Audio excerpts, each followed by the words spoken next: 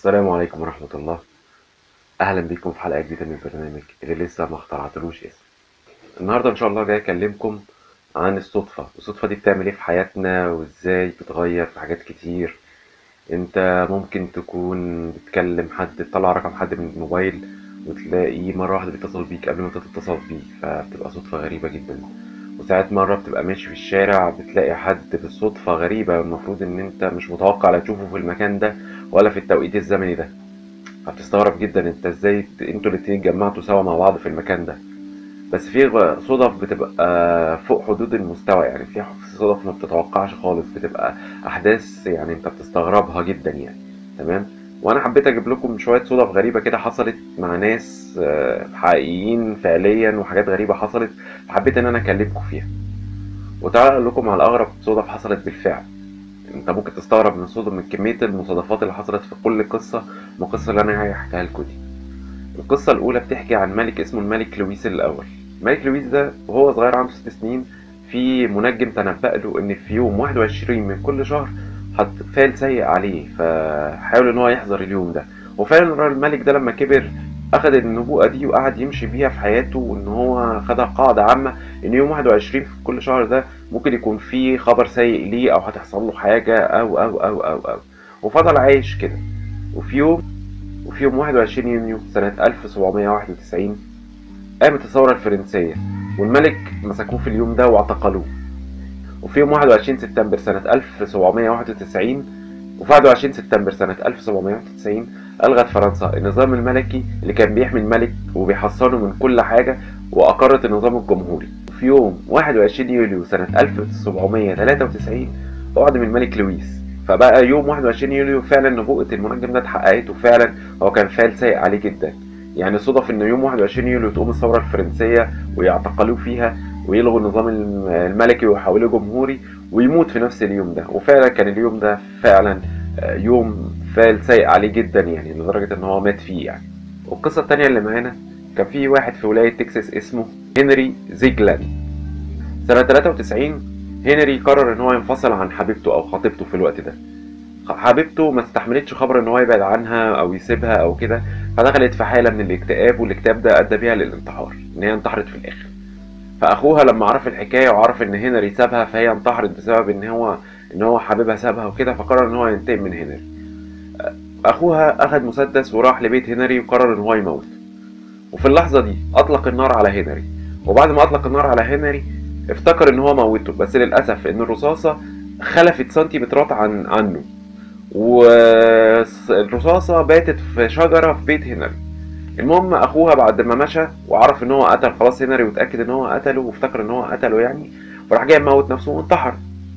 المهم بعد 20 سنه هنري الشجره اللي كانت في البيت عنده حب ان هو يشيلها. فالشجره كانت كبيره جدا يعني، فحب ان هو يشيلها بايده ويقطعها والقصه دي كلها، فما نفعش معاه ان هو يقطعها، فقرر ان هو يجيب متفجرات ويفجر الشجره خالص عشان ينزلها خالص من مكانها. المشكلة والأغرب من كده والصدفة اللي حصلت وخلت الحكاية غريبة جدا، إن موجات الديناميت اللي اتحط في الشجرة أدى إلى خروج الطلقة من الشجرة.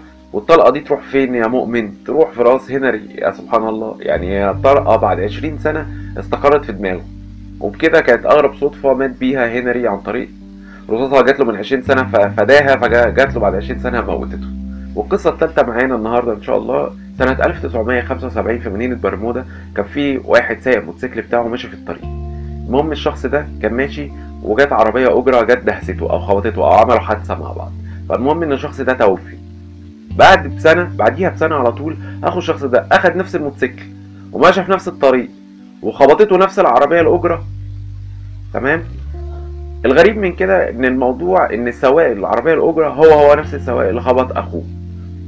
وازيدك في الشعر بيت ان الزبون اللي كان راكب مع السواق التاكسي هو نفس الزبون اللي كان راكب مع سواق التاكسي لما قتل اخوه من سنه. ودي كانت برضك من ضمن الحوادث الغريبه اللي بتحصل يعني واحد واخوه ركبوا نفس الموتوسيكل ومشوا في نفس الطريق يخبطوا بنفس السواق ونفس العربيه ونفس الزبون اللي كان راكب مع السواق الاولاني. ودي كانت حاله غريبه طبعا، والناس استغربت جدا ساعتها من وقتها في الصدفه الغريبه وترتيب الامور بالشكل ده. يعني حاجه كانت غريبه جدا بصراحه. والقصه التانية معانا سنه 1900 ميلادي. كان في حاكم لايطاليا اسمه البرتو الاول. البرتو الاول ده في يوم من الايام قرر ان هو ينزل يتعشى في مطعم على قده كده او فقير يعني، او مطعم عادي يعني، هو حب ان هو يغير وكده، فحب ان هو ينزل مطعم في المدينه ينزل يتعشى فيه. الصدفه الغريبه اللي حصلت في الموقف ده ان صاحب المطعم اللي راح يتغدى فيه البرتو الاول ده طلع شبهه جدا تماما، ان هو شبهه في كل حاجه، في شكله، في بصاته، في حركاته، في كل حاجه. تمام. فالمهم الملك استغرب ان في واحد شبهه بالشكل ده جدا يعني، فقرر ان هو يقعد يتكلم معاه ويساله يعني شويه اسئله وكده، يعني عشان يعرف الشبه ده جه منين او ايه السبب ان هم شبه بعض كده. المهم ان الراجل صاحب المطعم ده طلع ان اتولد في نفس اليوم اللي اتولد فيه ملك ايطاليا، يعني نفس اليوم اللي اتولد فيه هو اللي اتولد فيه. تمام ماشي. طب الراجل صاحب المطعم ده اتجوز واحده اسمها مارجريتا، نفس برضو اسم مرات الملك البرتو الاول، يعني نفس اسم مرات ده هو نفس اسم مرات ده. تمام ماشي. طب تعالى، قال له انت فتحت المطعم ده يوم ايه؟ فتح المطعم في يوم اللي تولى فيه الملك البرتو الاول الحكم، يعني في نفس اليوم اللي الراجل ده فتح فيه المطعم هو نفس اليوم اللي تولى فيه الملك البرتو الاول الحكم. برضك غريبه. استنى، انت كده مستغرب؟ ده في حاجات تانية اغرب من كده بكتير. في نفس السنه ان الملك البرتو قابل فيها الراجل صاحب المطعم ده، الراجل ده اتقتل بالنار، اتضرب بالنار. في نفس اليوم بنفس الطريقه الراجل الملك البرتو اتقتل برضو بطلق ناري اصابه في اليوم ده. فالناس استغربت جدا يعني، يعني الشبه واليوم يعني اليوم اللي اتولدوا فيه هما الاتنين اتولدوا سوا، واليوم اللي ماتوا فيه هما الاتنين ماتوا سوا، ونفس اسم الزوجة نفس اسم الزوجة. كانت دي طبعا من ضمن الصدف الغريبة اللي ممكن تقابلها في حياتك اصلا، يعني اللي ممكن ما تتكررش اصلا تاني يعني.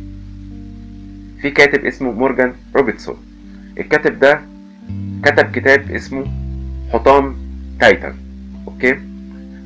الراجل ده كتب في روايته ان في مركب غير قابله للغرق، وان المركب دي هتغرق بطريقه معينه، وان المركب دي طالعه من بريطانيا من جزيره اسمها نيو فاوند ايلاند، وان المركب دي بتتشابه احداث الروايه اللي في المركب دي تشابه احداثها طبعا مع المركب تايتانيك. المهم ان الكاتب ده كتب الروايه دي سنه 1898، يعني قبل غرق المركبه تايتانيك بحوالي 14 سنه. الغريب في الامر ان هو حكى نفس قصه المركب تايتانيك، طريقه غرقها هتغرق ازاي، عن طريق ان هي هتخبط في جبل تليجي، وبرضك قال ان هي طلعت ان هي المركب دي جنسيتها انجليزيه. الصدف الغريبه في الموضوع ان المركب انجليزيه شبه المركب تايتانيك، وان هي طلعت من جزيره اسمها نيو فاوند ايلاند، برضه في نفس المكان اللي طلعت منه المركبه تايتانيك، مركب تايتانيك، وانها غرقت بعد 650 كيلو متر اقلاعها، يعني نفس المسافه اللي غرقت فيها المركبه تايتانيك.